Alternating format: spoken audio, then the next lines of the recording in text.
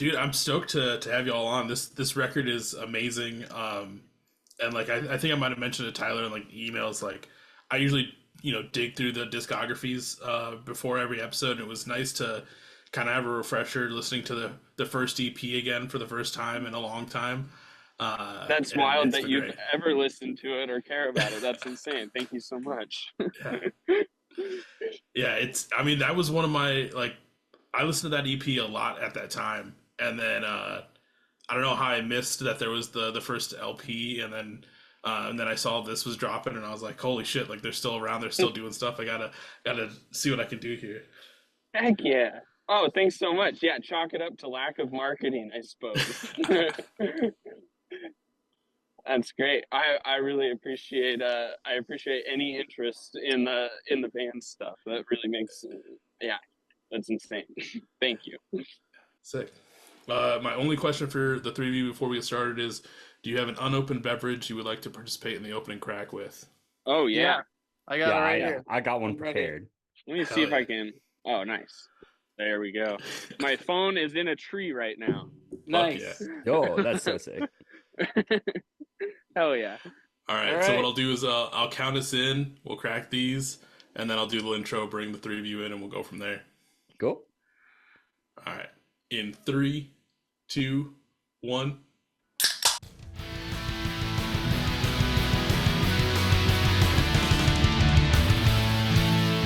Welcome to the Beers with Bands podcast with your host, Michael Torres.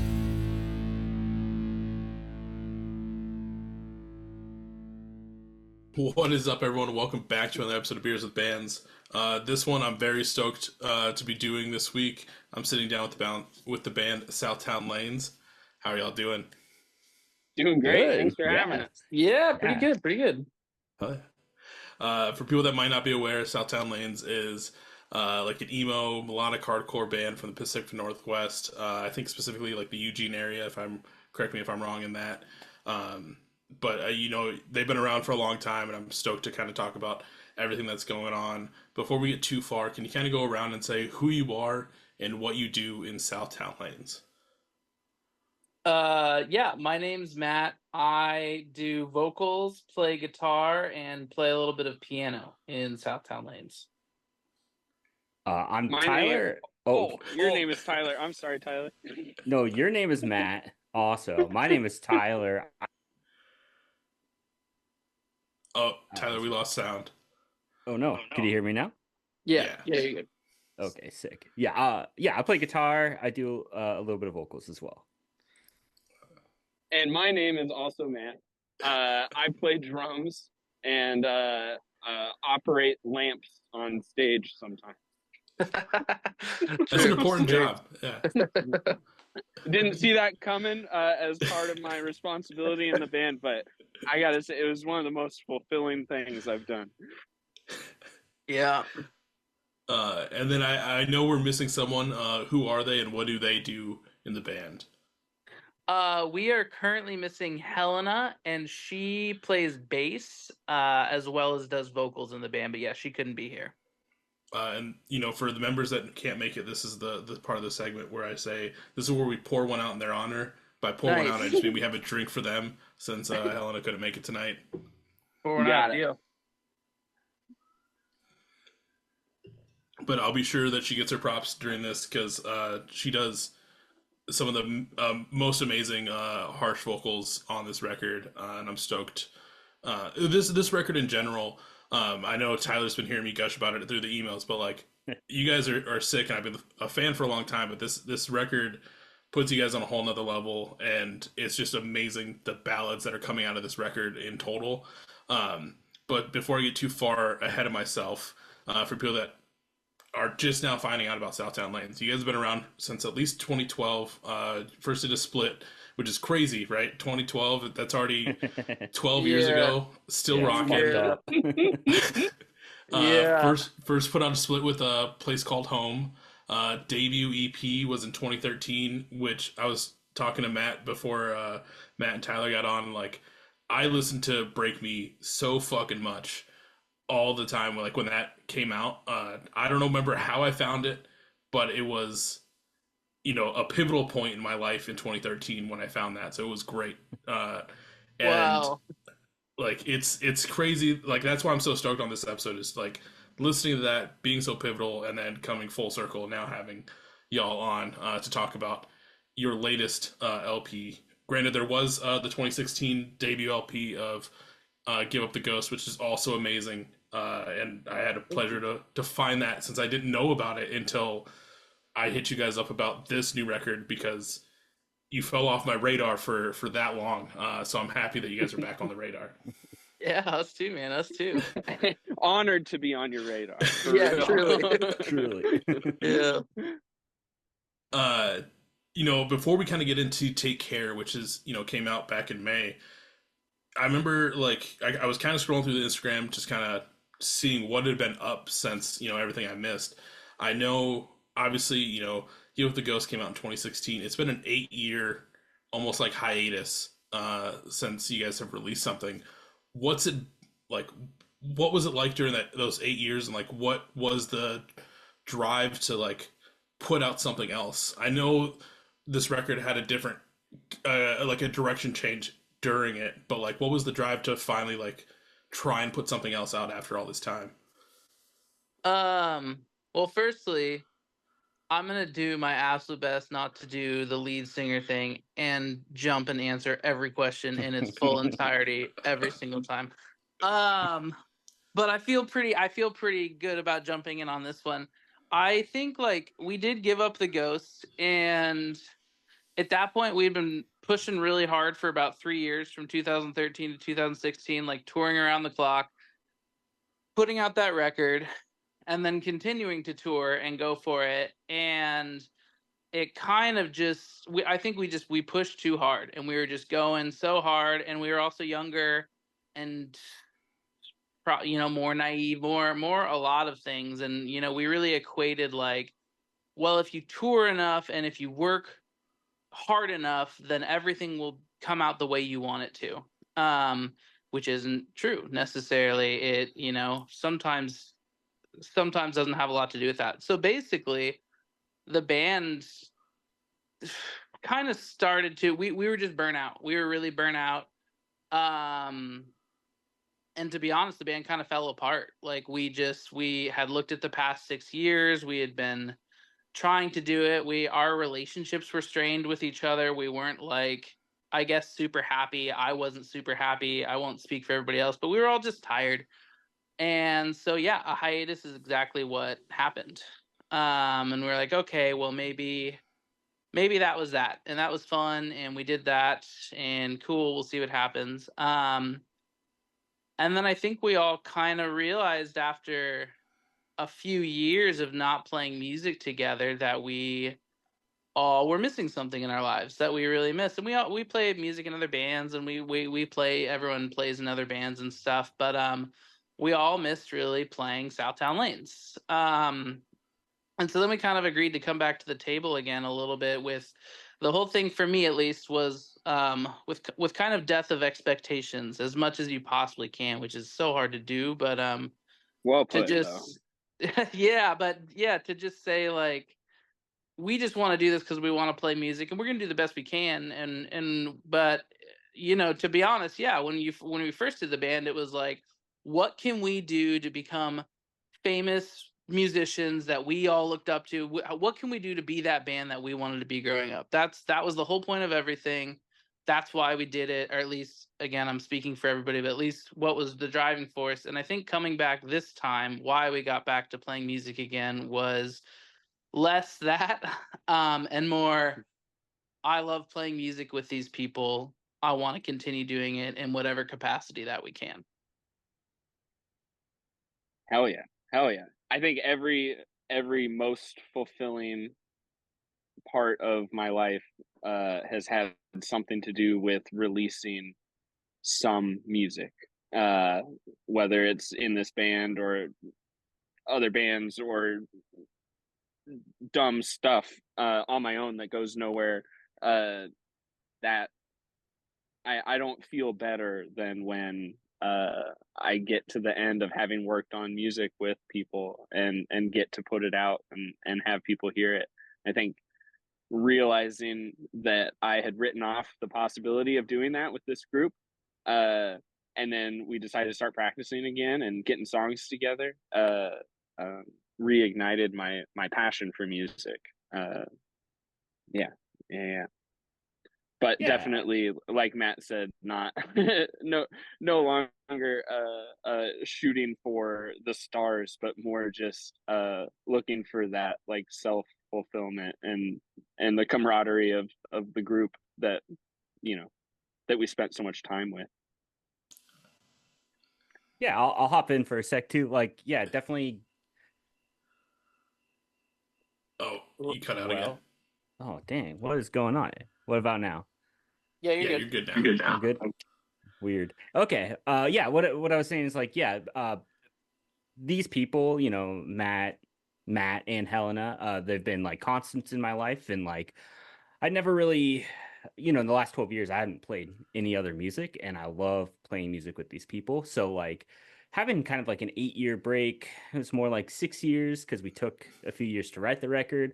Yeah, it was tough not playing music with people that I truly loved. So like having the opportunity to do it again was big for me. So uh that was a driving part, was just kind of refostering the relationships that we had with each other, and like playing music and writing together. Yeah, that was a big reason for me to come back to the table with this. And then when like the four of you came back and like started working on like new music, did you, obviously being away for 6 years from each other, like was there like this kind of like sense of like a weight off your shoulders of like, oh, we don't have to, like, we can just have fun now again and just kind of like restart, kind of like how we kind of envisioned maybe back in 2012, like we can just kind of do our thing and just have fun with it? Dude, I love working hard in band practice. And Matt lives in Portland, and Helena has been in Portland or Eugene, and I think Tyler and I, for the most part, have been in Eugene. For a little bit, Tyler was up in Portland in the early days, but we're always dealing with a limited amount of time. So in my mind, yeah, like we're not stressed, but like it was still like, hey, let's get together, but here are these songs. Now let's start working on them. Like we have 2 hours before like Tyler's got to go walk the dog, or like Matt has to go back to Portland or whatever. So like, I don't know. I don't know that we ever had like y'all just want to hang out. Like you want to just like get back together and talk about like what we might want to do. It was like, no, like here's, you know, especially for this album, it's Matt saying, here's my song idea. Let's he was very gentle about it, but how much can I put on these people to learn right now? How much can I throw at them and have them write parts to? And I don't know. I look back on working on these songs with this group with so much joy. It was incredible, but I also very distinctly remember with uh with that joy was like a weird hardship. We were like practicing these songs in a house that for whatever reason didn't have a heater, but the oven worked. And it I was very forgot about cold. that. So like Yeah. we like had the oven on all the way to like try and warm up. But like there was electricity. I still don't understand why the heater wasn't a thing. And I swear we still practiced in that house in the same scenario, but with the fridge open when it was hot out. Like, Yeah, that sounds kind of about cool. right. It was like there's a lot of sweat and a lot of shivering and a lot like, but that like those are the things that really cement something, like meaning something in my mind. I anyway, I don't know. I love Yeah. every memory that I have of working on these songs is like we finally found a day where we could come together, and that day was the least convenient day in every way. In every Every time we were like fucking fighting for getting time to write these songs and work on these songs and push through, and yeah, anyway, but I so much joy associated with it. Yeah. I don't mean to didn't- speak for everyone. No, you're good. I look back and it was like it was really fun, but whenever I would go to practice, I would tell my fiance I'm clocking in for my rock shift because it felt like we were we were clocking into work a lot of times, which is like it's fun, but it definitely was tough, and it wasn't easy with such a limited amount of time to try to accomplish what we were trying to accomplish. Yeah, it was work. It was tough, but it's fun. I don't think never might be. I try not to use that word with stuff like this, but I'll say it now. This band, I don't think we've never had like fun band practice. At least when I hear about other bands and like understand how other bands practice and how other bands and like do stuff, which to me is the normal, correct, functional way to practice, is like hanging out and like, yeah, we'll play some songs. We have these ideas. We're doing this. Southtown Lanes, for maybe in the beginning, like in the first couple of years, it was kind of like that. But for before and now, it has been intentional and like, this is what we're doing. This is what's happening. We are all like, especially getting older, and like Matt is married, Tyler has a fiance, like jobs are progressing, things, so on and so forth. Like, so when we get in the room, it was definitely a lot more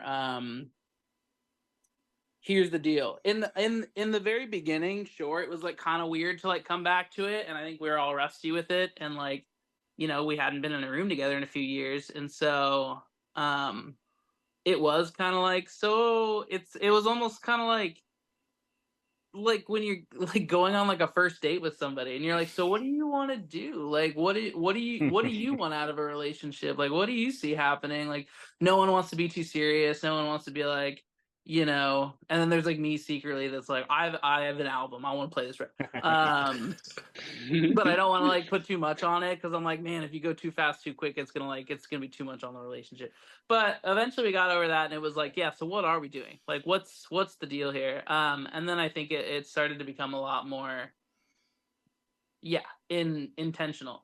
And that's not to say like, I don't know, Tyler described it as like clocking into the rock shift. Matt described like the conditions we worked in. I don't want it to be, or I don't want it to seem like we weren't like enjoying it or not getting something out of it. It was just very, I think, meaningful. Everyone wanted a lot from it, a lot of fulfillment and a lot. So it was less like fun drinking beers, hanging out, and more like, yeah, we're doing this. We're writing this. We are going to do this. We are here for a reason. We only have so much time, and well, let's fucking do it. But I think that kind of comes with age too. Like, you hit a certain point and it's just like, yeah, we could fuck around this entire time, but like you said, like, Matt's married, Tyler's engaged, like you have other responsibilities, so it's like you have to use your allotted time for band practice like wisely, rather than like when you're 12 years ago, when you could just kind of like fuck around and be like, yeah, we'll show up whenever, we'll do whatever and see how it goes. But I love that you kind of got back together, and it's led into this new amazing album called Take Care. Obviously, I did a little digging, and I try not to, I don't want to dig too far into it, because obviously everyone, I feel like at this point, kind of knows the message behind Take Care. Sure. With your father's passing, which to put it into this full album is commendable, and like the ride you take us on tugs right at the heartstrings. Like this is a solid album, even before I knew of all the backstory and lore behind it. But you guys killed it on this album is what I'm trying to say. Thank you so much. Thank you. Thank you. And then I know like it obviously did the shift when your father passed. Like, was the original intention, like what was kind of like the original intention for the album prior to that moment when everything kind of went this route in Take Care? To me, the original intention, there's always working titles for records and stuff, at least in my head, like, or this is what this, or a set of songs or whatever it's called. And the original, at least, message for me of getting back in the room was literally just the word like trying. It was like, let's try again. That was That was the idea behind it. Let's explore, like, where did we maybe not go wrong, but where did we turn left when we should have turned right maybe on the last time? And that was kind of the original thing. But it would have been the first time I think that this band put out a record or a release that wasn't like with a clear directive. Like, this is the message, this is what the songs are about. And I thought that was interesting. But then with my father's passing, and especially, like, sure, it's my dad, but like, the house we were practicing in was my dad's house. Like, Matt, Tyler, and Helena um knew my dad very well. We practiced in my dad's house, I mean, since we were a band in 2012. And then further back, like, me and Tyler have known each other since kindergarten. Like, Tyler had been in that house. Like, Tyler and Helena, in some capacities, like, grew up going to my dad's house after school, and playing in other bands. Like, we literally grew up kind of as musicians and as friends in that house. So, you know, um, when he passed, it became just so, like, abundantly clear, like, oh, that's what this is going to be about. Like, that's what this record is about. Like, it made sense, and it wasn't, it's why I think, at least I have uh a passionate output. Like, that's what that's for, is to be able to write and talk about and go through what all of that means. So that was the definite shift. The first, like, little while was writing and being like, how do we write songs now? And what do you guys want to be, like this or like this or like this? And then with that shift, the record took, like, solid foundation. And it became like, everything that we write, everything that we do for this record moving forward comes from this place. This is how it will be uniform. This is how the record will all come together, is that we write everything from here and move outward from here. But that's, at least from the writing process, what it was like for me. Yeah, for me, I thought the record was gonna when we first got together, I thought it was gonna be more on the lighter end, a little more poppy. In my mind, I thought we were gonna do like a Weatherbox ripoff. That was at least my plan. But yeah, like Matt said, once that happened with his father, that kind of really did change everything and kind of give us a direction. Like he said, I grew up with him too, and it kind of was able to give us a little more meaning. So, yeah, I think that was kind of the shift for sure. Yeah. Yeah, I think with there's moments where one band member might be connected to, like, the general topic, but to have the four of you all be connected in some way, I feel like it adds more to the record, because you're all feeling kind of like the same feelings and like really needing to get this out there, and coming together to do this, and just the ensemble as to like how it all came out. Like, I know, Matt, you mentioned earlier you play keys on this, and like the key segments are perfect spots. There's when I said earlier, like, this is an album full of ballads, like, that was no joke. Like, there's so many big moments and ebbs and flows in this entire record, and just the kind of like the journey that you take us on during this, and all the feelings and emotions that kind of come out at the same time, is just, once you get past like the first few listens and get past like the instrumentals and like listen to the lyrics, which also, thank you for having the lyrics out on Spotify, because that helps a lot in my position. Totally. But like, you start getting to the deeper meanings, and then you get to, I don't want to put your names, you get to Find Your God, and you have your dad's voicemail at the very end, and I was like, fuck, I need to call my dad. Like, it hit in such a good way, but I could like just feel everything the entire time. Yeah, I mean, firstly, credit where credit's due. Helena actually played all the piano parts on the record. I like had, which of course you'd have no, I don't expect you to do. I'm playing those piano parts live now, but Helena was actually the one to record it. She's a very talented pianist, and she has always been amazing at, like, I basically in the studio was like, hey, I need a piano part to happen right here, and I kind of want it to sound like this. And I would make a stupid noise with my mouth, and she'd laugh and go, okay. And then, like, figure it out right there in the studio and do it. when we got into it, I knew that I wanted there to be like keys and there's like some strings in there.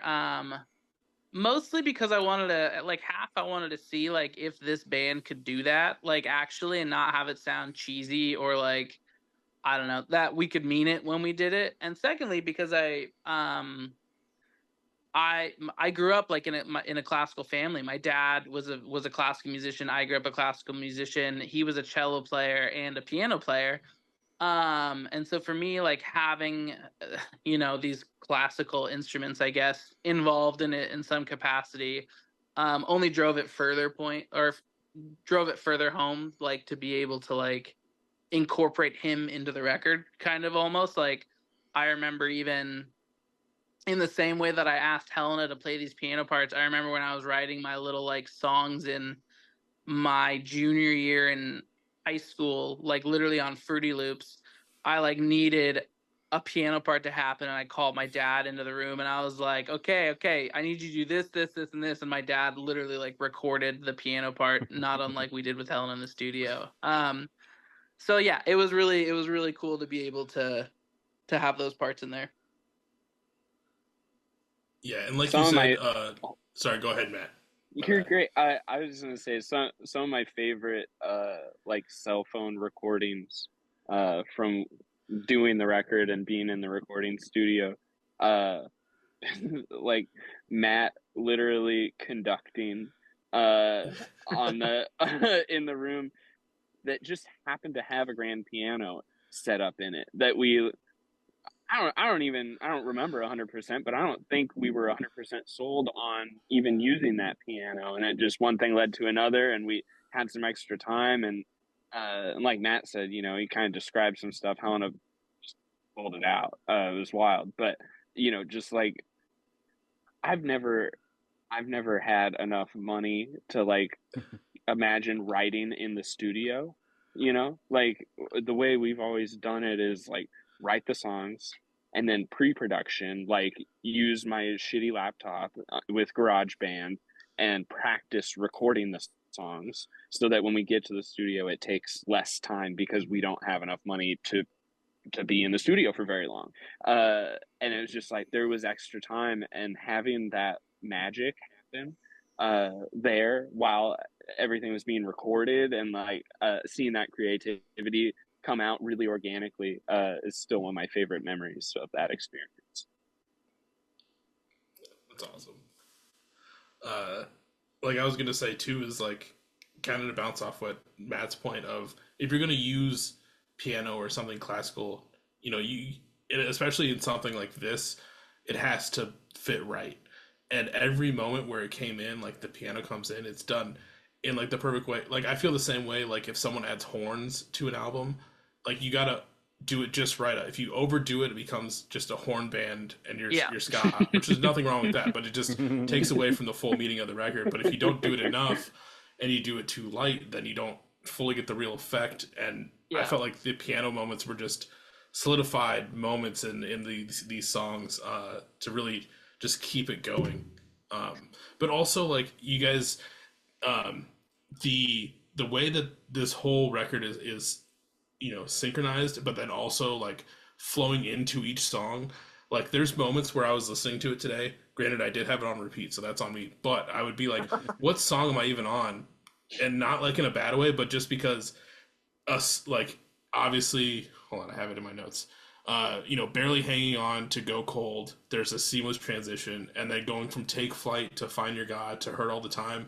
Another like just seamless transition between those three songs where it's it just throws me off as to like what song am I still on, but you're still going along with the whole thing. It just like keeps you captivated the entire time without those like fully noticeable like breaks in between the songs. Yeah, it's forever been my goal in some way to basically like every record I've written or tried to write or that we write as a band, like I want it all to flow together. I want it to be one thing that all connects. And that's where I usually like where I want to start. It's not always possible. And like even when you say like, well, there should be like a break here. the record needs to rest for a second. Like, it needs to stop. You gotta stop making sound. I am the one in the room being like, well, then how do we do that musically? How do you do that? I want it to continue. Like, you can't, like, if we were live, I mean, if we're doing this, which isn't, I'm not saying I'm right. That is just where I come from, as I always wanted to. But you get into situations where you either write a whole record in one key and kind of it doesn't work that well, or you get kind of more complex musically and learn how to modulate and learn how to do these things that maybe don't fit into like a emo kind of like post-hardcore melodic hardcore band, like delicately modulating through keys and order. And that, while I love that idea and say that, if I heard it, I know I wouldn't like it for the band. I'd be like, no, this sounds like I don't know, like a math rock, like jazz band. Like, it's cool, but that's not what this band is. And so it feels weird to be doing it. But where we were able to make it flow together, I'm really happy. And the songs were kind of intentionally bunched together that way. So it makes me happy to hear that it comes across like that. It definitely was the intention. But on the other end, and I don't know if this is just everywhere I listen to it, because I listen to this record on shameless plugs, I'm not getting paid for these, obviously, Apple Music, Spotify, and the good old Bandcamp. But Heard All the Time ends abruptly in the last 4 seconds. That was intentional, right? And I'm not just going crazy on my end. Okay. Yeah, that is probably what we get DM'd on Instagram and Facebook the most. It's like, yo, this ended. Was that supposed to happen? Yes, 100%. Because that song started off as just like a riff, like at the beginning, that was a riff that Kupka had, and the three of us actually wrote it in the room together in a practice, and like we didn't know how to end it. Like, we didn't know what to do with the song for the most part, but I feel like we wanted it to just kind of end and have it feel unsettling. And that was kind of the goal with recording it and cutting it off that way, is just to kind of leave you a little unsettled, leave you with a little bit of an unanswered question.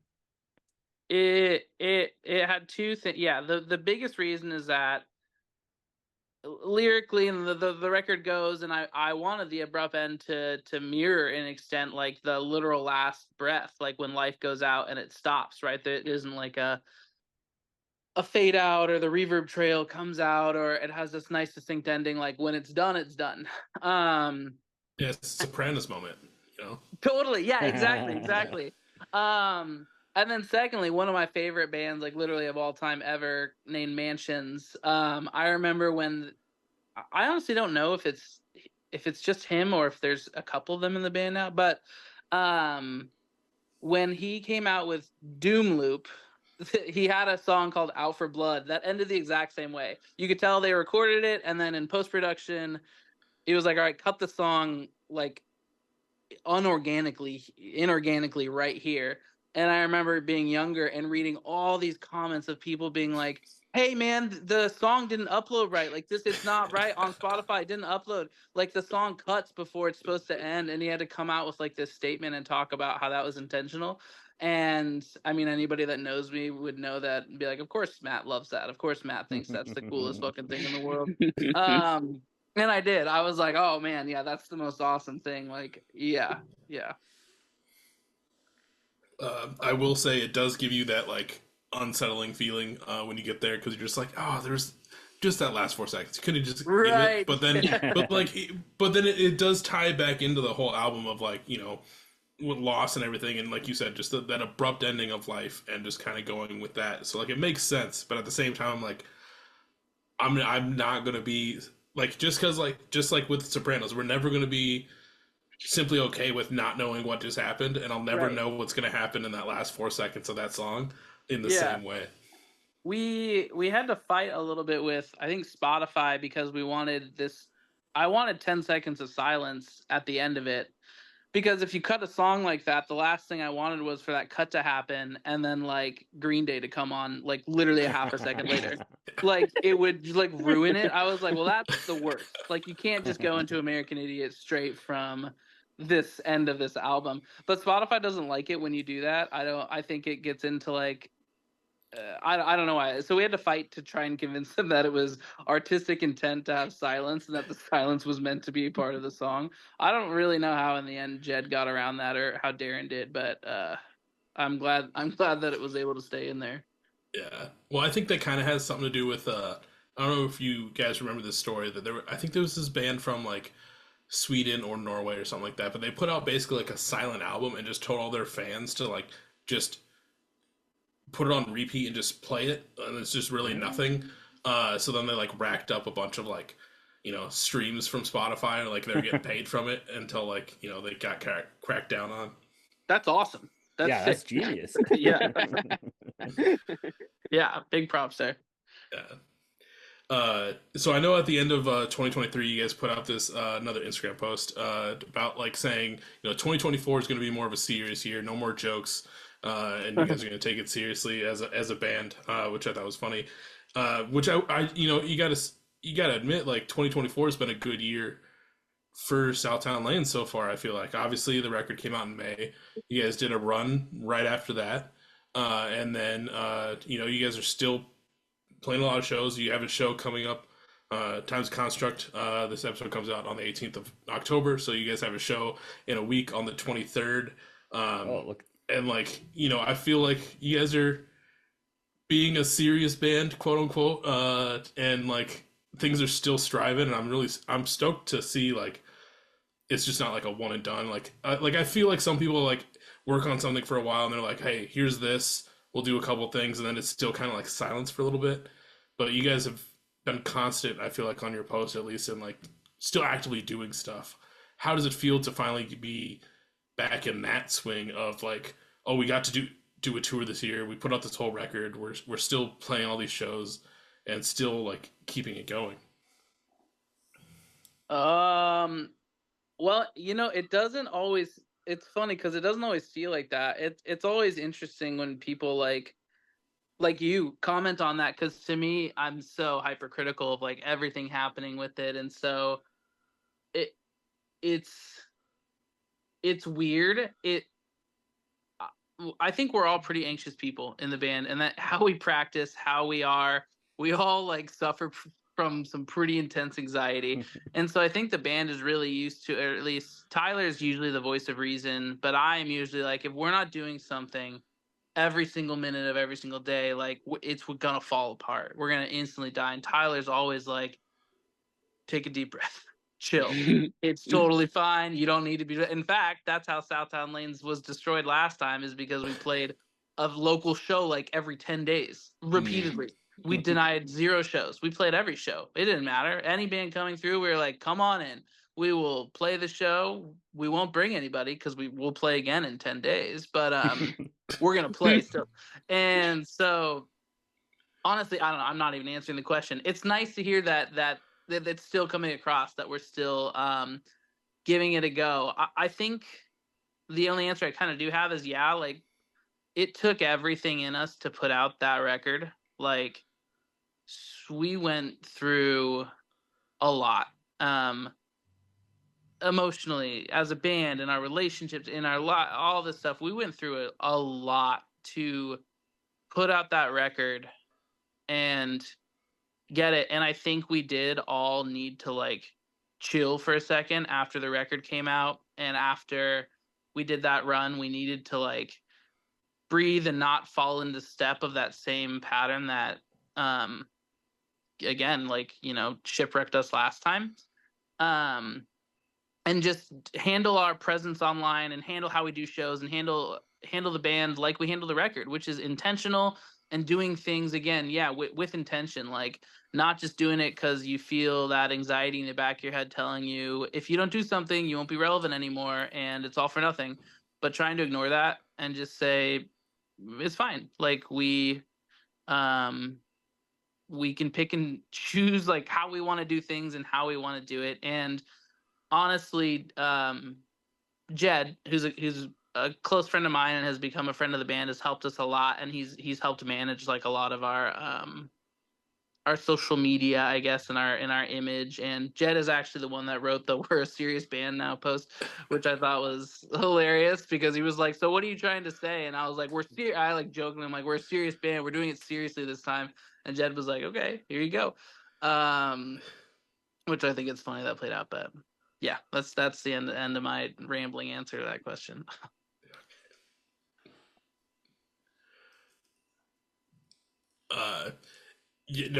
I'm stoked to see you guys still doing stuff, and then also I feel like 2024 is a great year. Obviously, it worked out. That's when you guys released it, but I feel like it's also a great year with all the other amazing like emo and like kind of like melodic hardcore stuff coming out. Like obviously, Garden Home put out a sick album this year. Mway put out a sick album this year. Like there's all like I think I was talking to Kerosene Heights maybe 2023 in December, but I was like 2024 is going to be like this emo revival in like a great way, and it I feel like no one has missed so far, and like this has been a great year for releases. So I feel like it worked out that 2024 was the year that Southtown Lanes comes back, and I hope it's reflected with everyone finding you if they haven't already. Like you need to be listening to this band. This is probably like not to just like suck some dick here, but like this is probably like top 5 record of this year for me. Like this is truly amazing. Thank you. Yeah, Thank you. Wow. It feels like we accidentally stuck around long enough that this became relevant again. It totally does. Yeah, completely unintentional too. like we were trying to put this out like in 2023. We were trying to do this a year ago, but the dominoes fell the way they fell. Yeah, but still, like 2023 wasn't too far off. But like what Matt was saying, like first EP came out in 2013. If you think about like what's out at that same time, you have the Free Throw EPs. Old Gray still like has their full length. I can't think of the title of it, but then you have Mercy still like doing their autobiography. I actually listened to that like last week. It was great to dive back into that. Still in constant rotation. It's so fucking good. You have Mercy with their early stuff. Like that whole 2013 year also was like a great time, and here we are 11 years later. I feel like having this like revival, and it's fucking sick.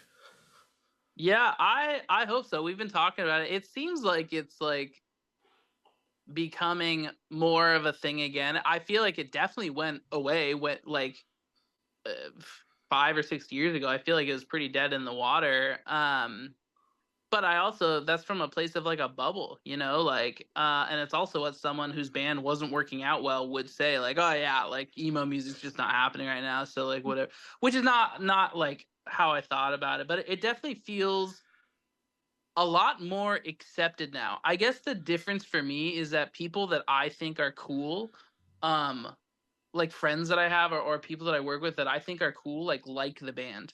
And that didn't happen before. That wasn't like that wasn't a thing really. It was the very normal, like I try to not show them the band. I try to not show them the band. They somehow find out about the band and they're like, I found your band. I'm going to play it in front of you. And then I'm like, please don't. And then they play it. And then they're like, oh, okay.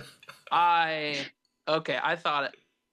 And and you're like, I was trying to tell you. But now that doesn't seem to be the case as much. Now people seem a little bit more like into it, I guess, which is cool. It seems like it is starting to come back around a little.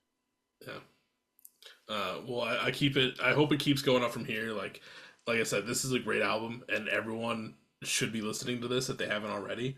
I know we've kind of jumped around between Southtown Lanes, the album, and everything like that. But before we start to transition, is there anything that I might have missed between the album, Take Care, or Southtown Lanes that you want people to know about? Any lore you want to tell the people as well, since the ride or dies that have been here since 2012 or 2013. Yeah, so technically we split. So Matt started another band called Push. And he put out a record with Push, and it was sick. It was really good. And then Helena, Matt DeBellis and I also kept Southtown going for a little bit, just like a few months. But we dropped the Lanes and started a band called Southtown. and it was way more like twinkly emo. Helena was doing like screamo vocals. We wrote like what was it? How many songs? 4 songs? Yeah, 4 or Did 5 we- Yeah. songs. yeah, and we did like I don't think you can't find the songs anywhere unless you like dig deep on Facebook. But we did like We 3 played a couple shows. shows. Yeah, like 3 shows as just Southtown. Matt did like a world tour with Push. And that's Literally a a world world, tour. a literal. No, don't come on, man. He did a literal world tour. He played Japan Twice, I think. Yeah, and then he did Europe, and what you did South by, like, yeah, he toured, Japan. yeah, everywhere. And that's kind of what happened between Give Up the Ghost. We did a full US off of Give Up the Ghost, and then we did a tour with I Love Your Lifestyle after that, which is like hands down my favorite tour of all time. So much fun. So fucking good. And then, things fell apart, and then that's kind of what happened between then and then getting back together. I like to joke. So when we first got back together, we started writing a couple songs. I think we wrote Find Your God. That was one of the first songs. And then what was the other one that we wrote? Well, I think yeah, it ended up being called Reprieve. That was Reprieve. like the first one. That was the first track that I, living in an apartment like 2 or 3 apartments ago, I remember recording that on acoustic guitar when Southtowne Lanes was still not a thing again, when we were not a band, and saying like, "Oh, this is kind of like a Southtown riff," like giving you the like, "What if though?" kind of like lame ass thing. But yeah, I remember that was one of the first ones written. Yeah. So we had gotten back, we had sort of fucked around with those 2 songs. And then we were like, okay, like let's play a show. We'll play some old stuff off Give Up the Ghost. We'll do some songs off the demos, Break Me, whatever. We play a show with Glitterer in Eugene, and then literally I forgot about that. literally 2 weeks later, everything shuts down. So I love to joke that like we caused that. Like the band finally got back together. We play a really sick show, and then the world just like ends. It felt very fitting. I It's forgot. like, yeah, That's it's wild. it's wild. nuts that, I mean, it almost makes it's, I don't know, it's not embarrassing, but like technically this band has been trying to put out this record since 2019. Like we literally started playing together in 2019 with the intention of doing it. As Tyler said, made it into 2020. So like to us, the hiatus was like so much shorter than what it was. It was like we made it to 2017. I think stopped, and then yeah, what Tyler, like 2 years happened, and like what Tyler described happened, and then we gave it a shot. But yeah, COVID really, yeah, we caused COVID, and Yeah, we caused back COVID. Another 2 years. Yeah, and that's true. The first few band practices back were like, I felt so guilty about going into a room yeah. with other humans. Like, are we actually allowed to do this? Is this like, let's keep the windows open? Like, I actually like, maybe we shouldn't tell anyone that we're practicing. Like, is this illegal to be together right now? Like, yeah, I forgot all about that. Yeah, That we was were a like weird in the time. living room too, like 6 feet apart, like as far as possible. Like, Yeah, I remember that. Yeah. But yeah, good recap. I forgot. Yeah, that was definitely the in between period. Yeah. Yeah. We had Push, we had Southtown, and we caused COVID. That's pretty much the lore of this band. Is that's what happened.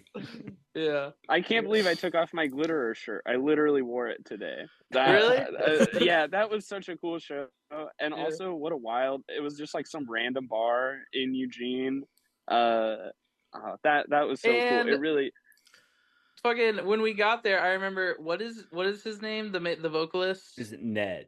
Ned was like sitting at the entryway to the show, and he looked like the door guy. I don't know if he actually ran the door for a while.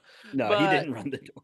He was sitting there, and I remember walking up, and people were walking up, like asking him about the show. And again, to me, even though I didn't know his name, I'm like, "This is Mr. Title Fight. Like, what do you mean? Like, what do you think? How do you think he's running the door for the show right now?"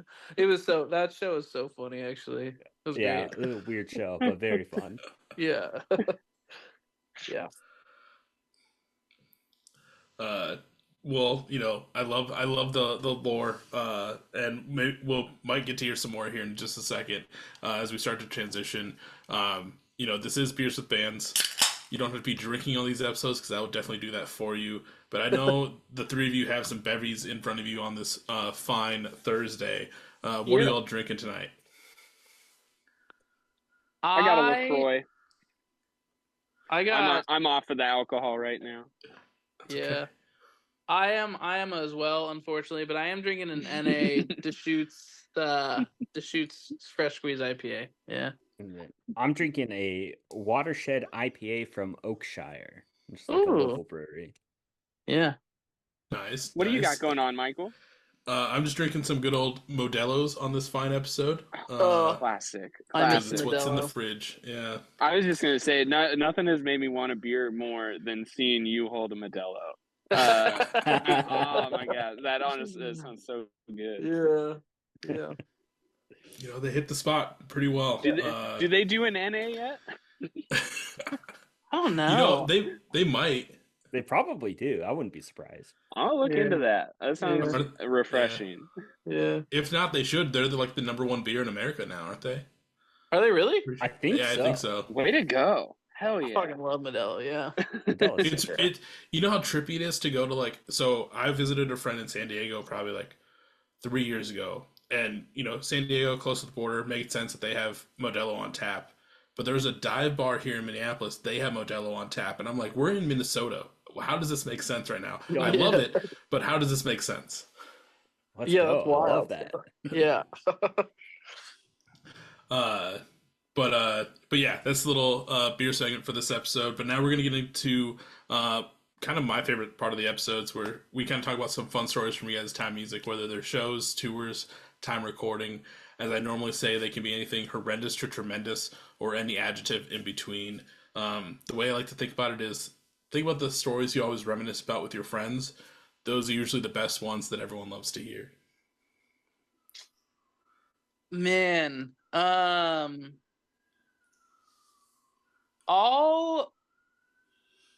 start with one from, well, actually, Tyler, I think you tell it best because it's from your perspective. Tell about the time with the coast with Rachel's family when we did the Thunderstruck night. Tell that story. That's a good one. Okay.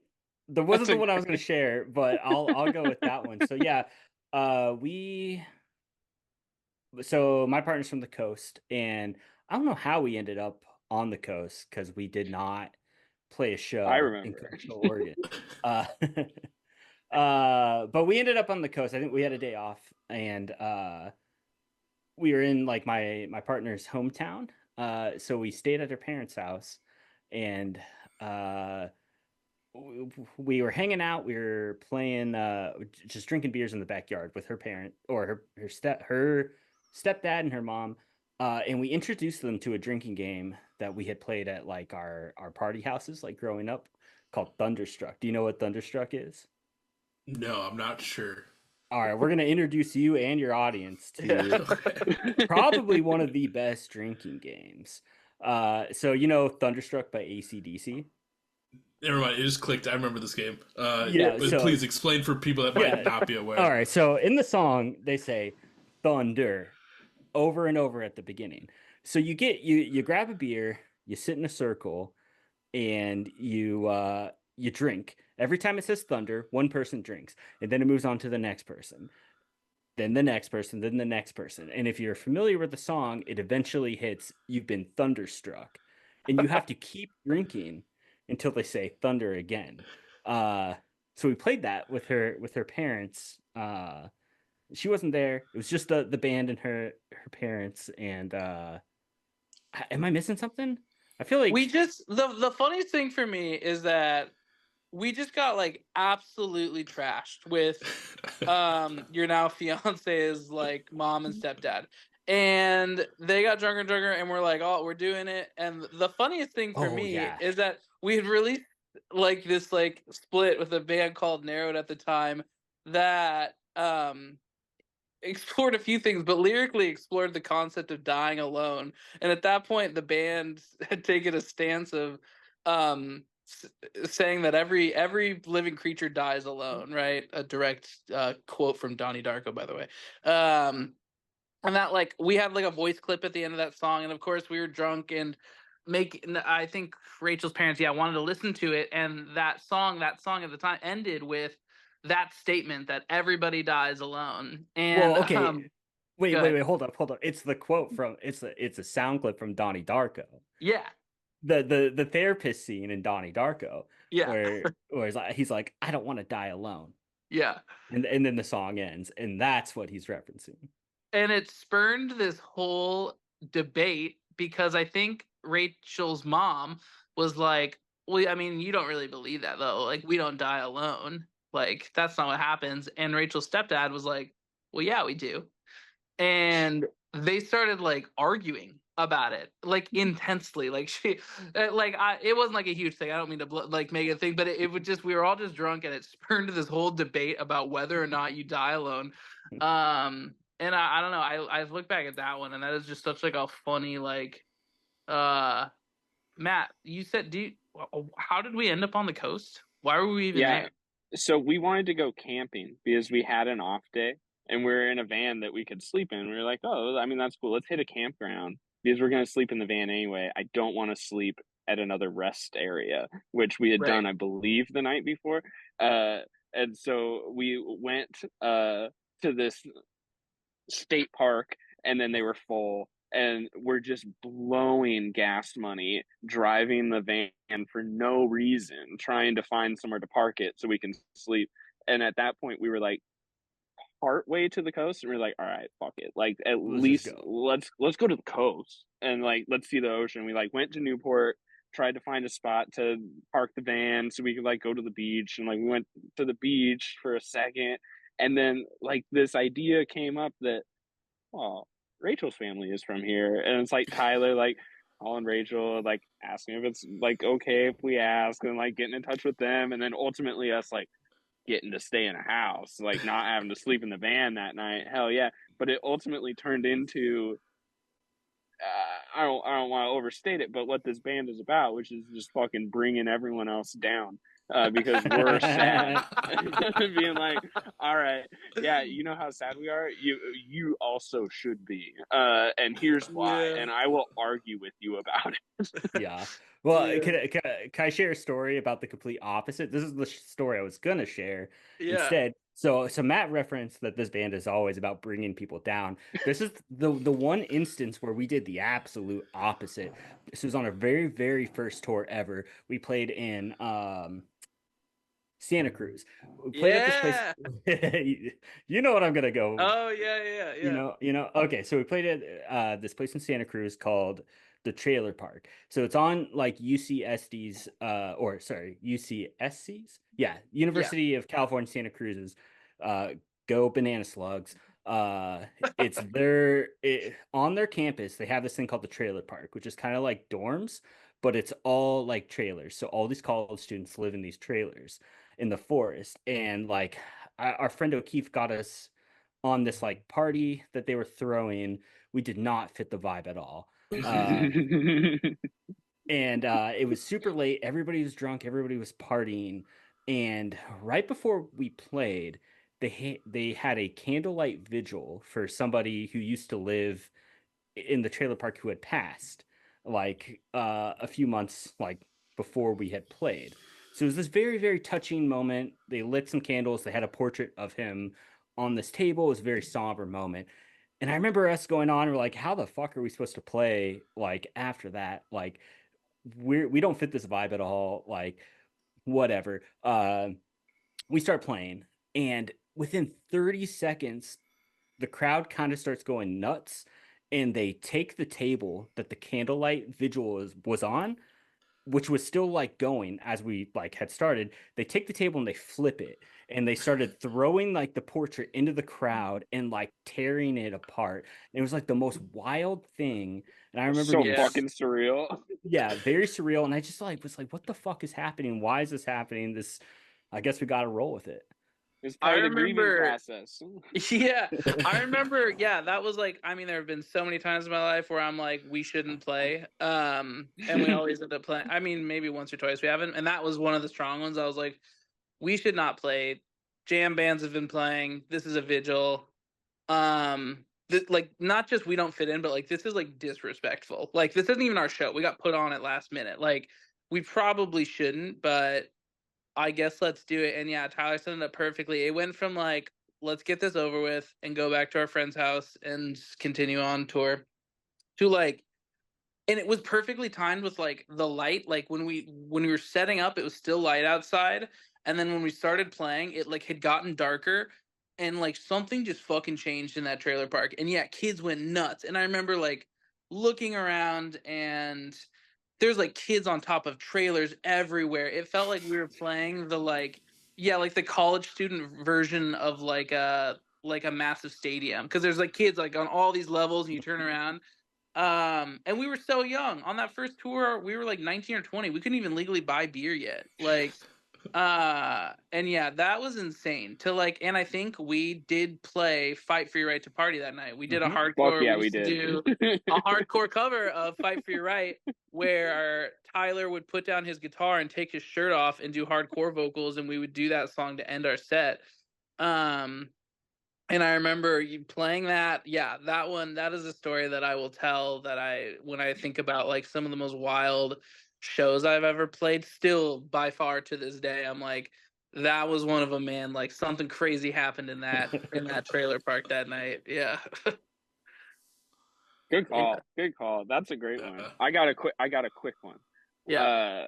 We don't have to go into why we named ourselves after the bowling alley from our hometown. But the most poetic thing for me,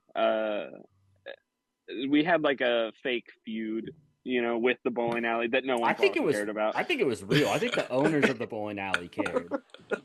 But there are all sorts of copyright infringement. I still the other day a friend gave me, it was free merch, right? Southtown Lanes. They were printing the merch for themselves. Every once in a while we get gifted a piece of merch from the bowling alley, which is sick. But unfortunately, the bowling alley burnt down years ago now. But it wasn't us. It wasn't us. On the record, it go on record. Us. Yeah. But we played the benefit show for. I can't imagine we raised that much money, but it was for the employees that lost their jobs when the bowling alley burned down. And we got gifted a bowling pin signed by all of the employees at Southtowne Lanes, and that was like the most beautiful full circle, like community driven thing, and so sweet that they asked us to play. Like there were cool bands on that show, and they're like, oh right, but like the feud band, y'all gotta do it. And it was real sweet. They also un-86'd us as well. Yeah, they officially, we were 86 from South. Come on back. Yeah. And Matt, what song did we end our set with that night? It was "Fight for Your Right to Party." Tyler took his shirt off. It was that was we had to do it 4 years later. Still pulling that one out. Yeah, that's so funny. Yeah. All I gotta say is, if you guys make it to Minneapolis, you have to do that. Dude, we've talked about it twice. We're talking about bringing it back. I mean, it would be fun. I'd do it. I think it's mostly down to Tyler if he wants to pull that wild side of him out again. But I could be convinced. I think I still got it. I gotta say, in the music video, like, it was a joy to watch you, Tyler. The entire time, though, I was like, his glasses are like about to fly off. Like, you were going so hard. I was like, it's gonna happen. It's gonna happen. That's a little movie magic, because they definitely did fall off.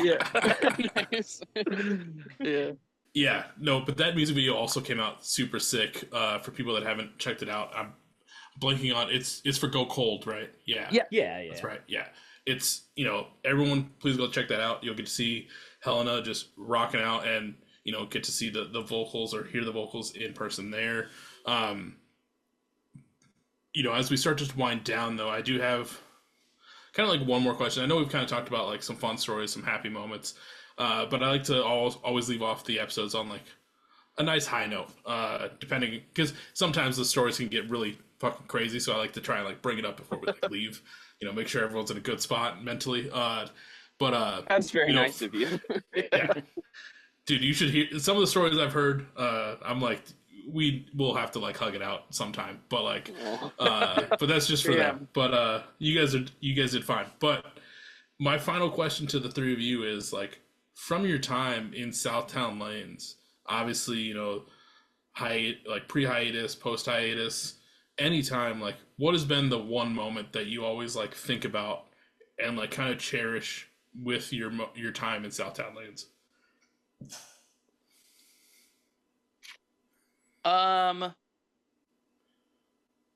For me, it's for me, the moment that for some reason that I think back to when I think about Southtown Lanes is, I mean, it is kind of like a tour story, but it's not.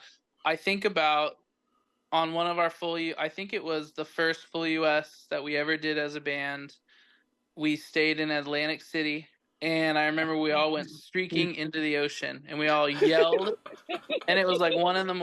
And when I think of, for some reason, when I think about it, it like to me captures like, I don't know how close we are, and even as we move through life and things change and circumstances change, like that willingness and just being out there with those three people and doing that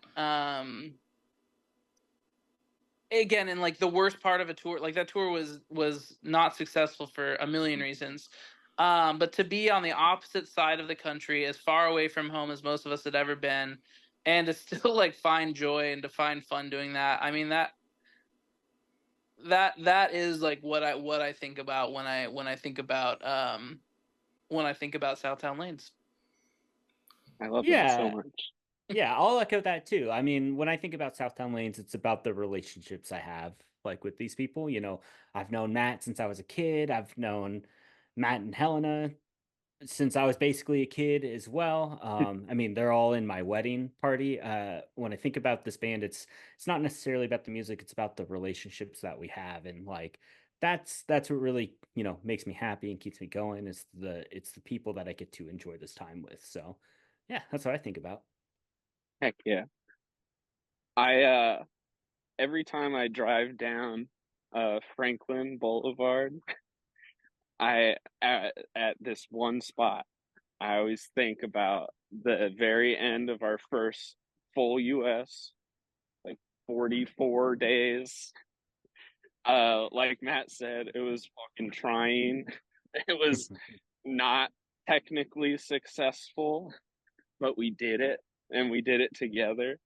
We rolled back into Eugene after a month and a half, and ironically started playing The Boys Are Back in Town with the windows down after an all-night drive from Reading.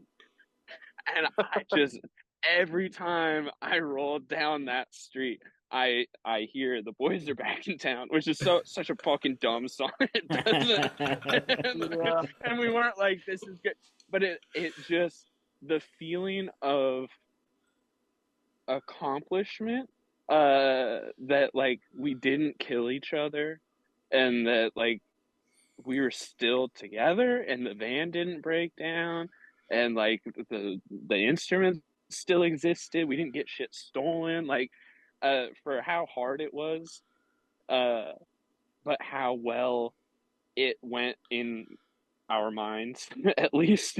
I've never felt as, I just hit a branch with my head. I've never felt like so high as I did coming back from that and being like, there were so many times during that I I didn't know that we were gonna finish it, and we did it together, and Yeah. I don't know, that's a good feeling, man. Uh, those are all three like amazing moments. And I like I said earlier, like I hope you get to keep having those moments. Obviously you just did the run this year in 2024. Is there plans for any more runs in the near to sometime in the future? You know, we, like I said, we kind of like kept booking some local shows, and we kept taking a breath, and now honestly doing this podcast and like getting back in, we're not ready to announce anything yet, but we're we're feeling good about doing some more stuff, ending 2024 and hitting 2025 strong. Oh yeah. And then remind me again that show on the 23rd of October. If people are in your area, they're trying to go to that. Where is it? And I'm forgetting who it's with, but it's a solid bill. I got that. We're playing with Chinese football in Portland, Oregon on October 23rd at Polaris Hall. There's tickets, hopefully not available by the time you're listening, but Yeah. but if you are, just hit the Google machine, you'll be able to find it. Yeah. And like I normally say, I'm not in Portland. I won't be in Portland for that show. So everyone that's in Portland has to go to that show for me, and so I can live vicariously through them. So everyone listening, go to that show, have a good time. If you get a chance to see Southtowne Lanes in your neighborhood, make sure to do that. I know I'm waiting for the day. And everyone needs to be listening to Take Care. And if everyone's looking for merch, music, or Southtowne Lanes in general, where can they find it? Yeah, you can. All of our merch is on Bandcamp, southtownlanes.bandcamp.com. We're on Spotify, Apple, Bandcamp. I think pretty much Tidal. If you got Tidal, we're on Tidal as well. Hell yeah. Yeah, anywhere you stream, we're there. Yeah. And then I think there are still variants left in the records, which reminds me I need to order my copy. And I'll send you a copy. Just okay. Email me your address. I got you. Yeah, I appreciate that. But everyone else, I'll have links in the description below where you can go get your copies. Go follow them on all the socials. Stay up to date. Be ready for new music, new tours, new shows, everything else coming out of the woodworks for them. One last big thank you to Matt, Tyler, and Matt for taking the time into your Thursday to sit down with me. This truly was a great time, and I'm super stoked to have kind of as my 2013 self, however age I was then, have this full circle moment to sit down and talk with you guys about your band. I'm stoked on it. Thanks for giving us Thanks for having us. Yeah. Love fun. Reminiscing. Love talking about ourselves. Love talking to you, Michael. We appreciate you. Yeah. Well, everyone go listen to Take Care, and I'll catch everyone on the next episode. See ya. See ya.